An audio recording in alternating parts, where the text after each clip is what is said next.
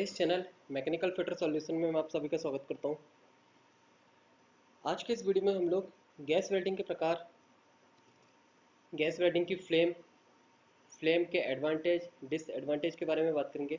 पिछले वीडियो में हमने वेल्डिंग के प्रकार जैसे arc welding, gas welding, laser beam welding या बीम वेल्डिंग, नीचे दिए गए डिस्क्रिप्शन बॉक्स पर जाकर आप मेरे उस वीडियो को देख सकते हैं। और ऐसे ही वीडियो देखने के लिए आप मेरे इस चैनल को सब्सक्राइब कर बेल आइकन को जरूर दबाएं, जिससे कि आपको मेरे आने वाले वीडियो की अपडेट आसानी से उपलब्ध हो सके। Gas welding is the most important type of welding process. It is done by burning of fuel gases with the help of oxygen. Gas welding क्या होती है? एक प्रकार की वेल्डिंग प्रोसेस होती है जो कि ऑक्सीजन की सहायता से जलने वाली गैसों के द्वारा की जाती है। इसका मतलब ये हुआ कि यहाँ पे जो वेल्डिंग होती है उसमें ऑक्सीजन जलाने में सहायता करने वाली गैस है। ऑक्सीजन जलाने में सहायता करने वाली गैस है से तात्पर्य है कि ऑक्सीजन स्वयं नहीं जलती है, ये किसी जलने वाली गैस को जलाने में सहायता करती है।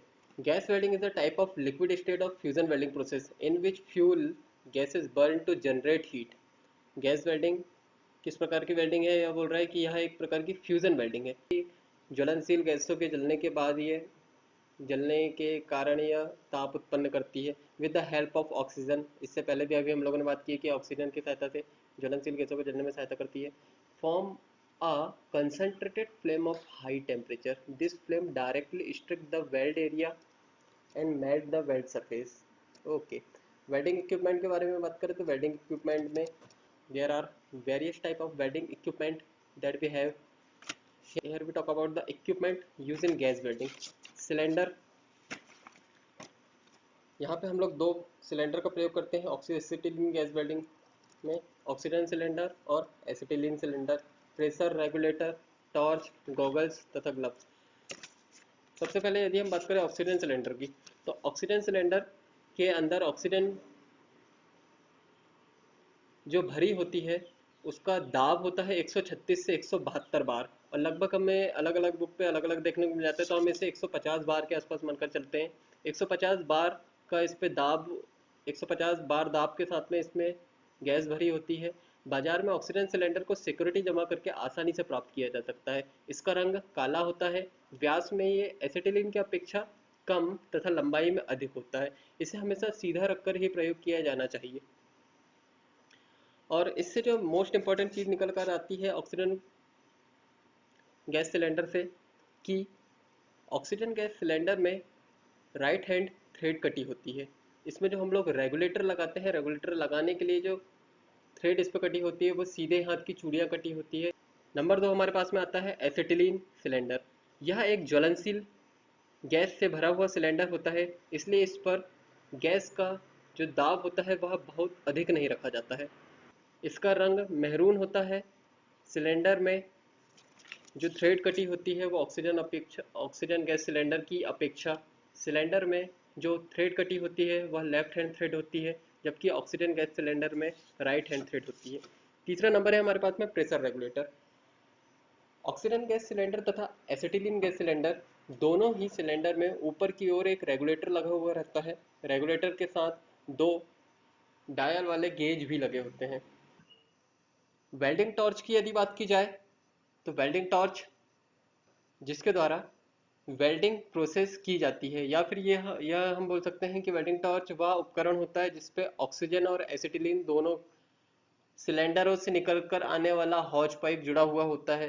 इसी वेल्डिंग टॉर्च के चैम्बर में ऑक्सीजन और एसिटिलीन गैस का मिश्रण होता है। दोनों के मिश्रण के बाद अलग अलग प्रकार की फ्लेम उत्पन्न की जा सकती है।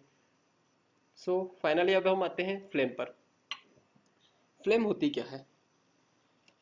गैस वेल्डिंग प्रोसेस के दौरान जब हम ऑक्सीजन और एसिटिलीन दोनों गैसों का मिश्रण तैयार करते हैं तो दोनों में किस गैस की अधिकता होगी और उसका वेल्डिंग जॉइंट पर क्या इफेक्ट होगा, इसको देखते हुए तीन अलग अलग प्रकार की फ्लेम तैयार की जाती है। नंबर फर्स्ट आती है हमारे पास में neutral flame. As the name implies there is no chemical reaction on the metal which is under operation. जैसे कि यहाँ पे क्लियर है कि जैसे इसका नाम है न्यूट्रल फ्लेम, उदासीन ज्वाला, इसी प्रकार जब इससे हम लोग वेल्डिंग करते हैं तो जो पार्ट्स होते हैं वेल्डिंग पार्ट्स उस पर किसी भी प्रकार का कोई केमिकल रिएक्शन नहीं होता है। This flame doesn't have any significant effect on the chemical properties of the metal. जो मेटल होता है उसकी केमिकल प्रॉपर्टीज रासायनिक गुण पर किसी भी प्रकार का कोई इफेक्ट नहीं डालता है। It doesn't have any reaction on the metal surface. Metal के सरफेस पर किसी प्रकार का कोई रिएक्शन नहीं होता है। So it is a practical and usually flame for light metals. Neutral flame के द्वारा हम लोग विभिन्न प्रकार की धातुओं पर वेल्डिंग जोड़ लगा सकते हैं, जैसे mild steel, stainless steel, cast iron, aluminium, copper. Carburizing flame, a flame which produce iron carbide. जब फ्लेम जलती है तो यह आयरन कार्बाइड की उत्पत्ति करती है और ऐसे मटेरियल पर इनका प्रयोग बिल्कुल भी नहीं किया जाता है जो कि कार्बाइड या आयरन कार्बाइड के साथ रासायनिक क्रिया करते हैं, जैसे aluminium. Flame of carburizing is second most important one of the type of welding flame. ठीक है, सेकंड नंबर की मोस्ट इंपॉर्टेंट फ्लेम है। कार्बोराइजिंग फ्लेम का तापमान होता है वो 3150 डिग्री सेल्सियस होता है, जो कि हमारे क्वेश्चन में आ सकता है। In order to weld low carbon steel you can use carburizing flame to produce the welding. Low carbon steel की वेल्डिंग के लिए इस प्रकार की फ्लेम का प्रयोग कर सकते हैं। इसके साथ में निकेल, जिंक, मोनन मेटल जैसे पदार्थों की वेल्डिंग करने के लिए इस प्रकार की फ्लेम का प्रयोग किया जाता है। देन हमारे पास आती है ऑक्सीडाइजिंग फ्लेम।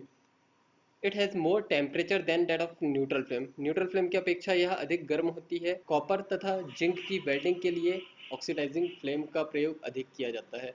ऑक्सीडाइजिंग फ्लेम से तात्पर्य ऐसी फ्लेम से है जिसमें ऑक्सीजन और एसिटिलीन में ऑक्सीजन की मात्रा अधिक हो, लगभग 1.5:1, 1.5 गुना ऑक्सीजन की मात्रा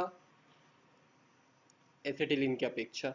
और यहाँ पे हम लोग बात करें ऑक्सीडाइजिंग फ्लेम का जो प्रयोग किया जाता है वह steel, cast iron, brass, bronze तथा गैस कटिंग के समय किया जाता है। और ऑक्सीडाइजिंग फ्लेम का तापमान 340 डिग्री सेल्सियस लगभग होता है। When a welder use oxidizing flame on steel, the metal get burned and start to foam from spark, which is an indicator of the combination of oxygen with steel and chemical reaction between them combustion। हम लोगों ने आज gas welding के बारे में बहुत सारी चीज़ें कवर की और इससे रिलेटेड जो क्वेश्चंस है यदि इसकी बात की जाए तो इसके लिए मैं अलग से एक वीडियो बनाऊंगा। तो अभी के लिए फ़िलहाल इतना ही। यदि मेरा ये वीडियो अच्छा लगा हो तो please like, share and subscribe ज़रूर करें, जिससे मुझे आने वाले समय में वीडियो बनाने का मोटिवेशन मिलते रहे।